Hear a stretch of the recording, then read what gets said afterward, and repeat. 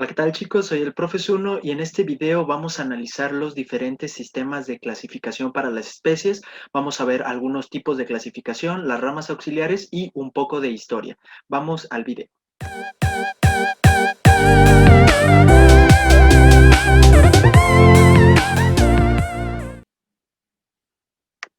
Existen distintos tipos de clasificaciones. A grandes rasgos podemos encontrar dos principales. La primera de ellas es la clasificación popular, cuya importancia se debe a que fue la primera en utilizarse. Este concepto se basaba en que la nomenclatura se daba con base en la identificación de ciertas características de los objetos que se nombraban. Por ejemplo, si el nombre se asociaba a una enfermedad, si se asociaba a un animal, si se asociaba a una planta o a un objeto en particular. Por ejemplo, tenemos el caso de la nomenclatura de la naranja. La naranja proviene de una palabra árabe que significa naganja, que en la traducción al castellano quiere decir veneno para elefantes. De esta manera, diferentes tipos de frutas, de animales o de plantas eran nombrados dependiendo de los efectos que causaban o de las características que presentaban.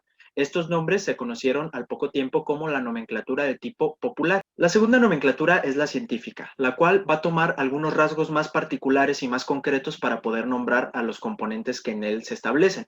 Pueden ser objetos, animales o plantas, como ya lo habíamos mencionado. En el caso de la nomenclatura científica podemos encontrar tres tipos: las morfofisiológicas, que se van a basar en la forma o en las funciones que desempeñan los objetos que se clasifican, por ejemplo, cocos, bacilos, espiroquetas en el caso de las bacterias, y también dependiendo de su agrupación tenemos estrepto en cadena o estafilo, que significa racimo. En el caso de las bioquímicas, son aquellos procesos que se pueden observar y que con base en ellos podemos realizar una clasificación. Por ejemplo, bacterias aerobias o anaerobias, es decir, que utilizan el oxígeno para llevar a cabo sus procesos. En el último caso tenemos la clasificación con base molecular. Esta quiere decir que vamos a tener ciertas características genéticas o en el genotipo que me van a permitir realizar una clasificación de los componentes que yo quiero ordenar.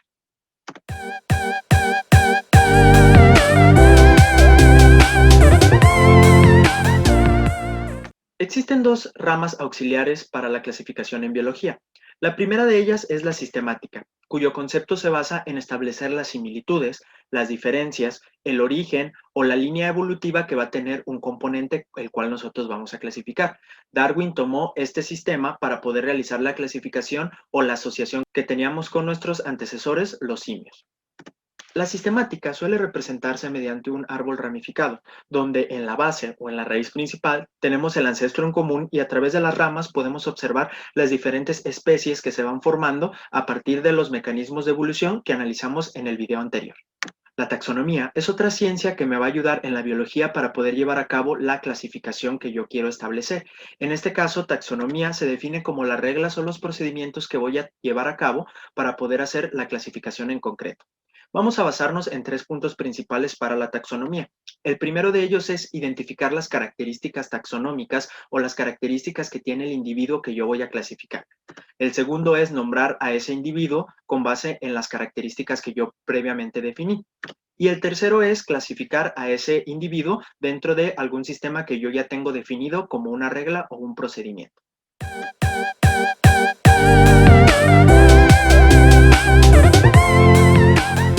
Existen tres principales sistemas de clasificación. El primero de ellos es la clasificación artificial, la cual se basa en un criterio arbitrario que puede ser el color, que puede ser algún tipo de forma, la cantidad de flores que tiene una planta o el origen que tiene la misma. Esta clasificación se utiliza de manera general para poder ordenar diferentes objetos de una manera rápida y sencilla. La segunda de ellas es la clasificación natural. Es muy similar a la primera, sin embargo, en esta nos basamos más en las características morfológicas o en ciertas características un poco más concretas que tiene el individuo. De esa manera podemos ser un poco más específicos a la hora de clasificar. De hecho, este sistema se divide a su vez en tres métodos distintos. El primero de ellos es el método filogenético, que significa familia genética, en el cual vamos a establecer de igual forma que en el caso de la sistemática un ancestro en común y a través de las ramas podemos ver las diferentes especies que se desarrollan a lo largo de la evolución. El segundo de ellos es el método fenético, en el cual nos basamos principalmente en la morfología o en la forma. En este caso, podemos tomar como ejemplo la anatomía comparada de Georges Cuvier, donde podemos observar que los humanos, perros, gatos, aves y algún tipo de mamíferos como las ballenas tienen similares huesos a todos los anteriores. Por ejemplo, la presencia del cúbito del radio o del carpo y del metacarpo.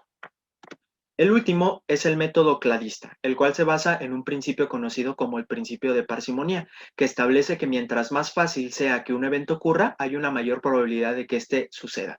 En este caso, este método se basa principalmente en los conceptos de la selección natural y cómo la selección natural siempre tiende a hacer las cosas mucho más sencillas y con una mayor utilidad. Por lo tanto, las especies que presentan estas características siempre son las que tienen mayor probabilidad de sobrevivir.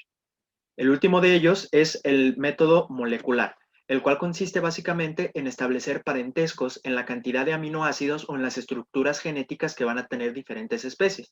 De esta manera podemos establecer que dos especies son muy similares debido a sus características genéticas que tienen. El último tema es el de la historia. Vamos a analizar algunos personajes que tuvieron aportaciones muy importantes a los sistemas de clasificación. El primero de ellos es Demócrito, en el año 470 al 380 a.C. Este personaje estableció una clasificación basándose en la cantidad o en la presencia de sangre o en la ausencia de sangre en diferentes objetos. De esta manera, él clasificaba con sangre y sin sangre. Aristóteles, unos pocos años más tarde, entre el año 384 y el 322, amplió un poco esta definición, añadiendo lo que vienen siendo las plantas en flores y sin flores, los animales vivíparos y ovíparos, y la misma clasificación que Demócrito, aquellos que tenían sangre y aquellos que no la tenían. En el año 319, Teofrasto añadió un poco más a la clasificación de Aristóteles, colocando las plantas como hierbas y como arbustos y incorporando los conocimientos que Aristóteles ya tenía.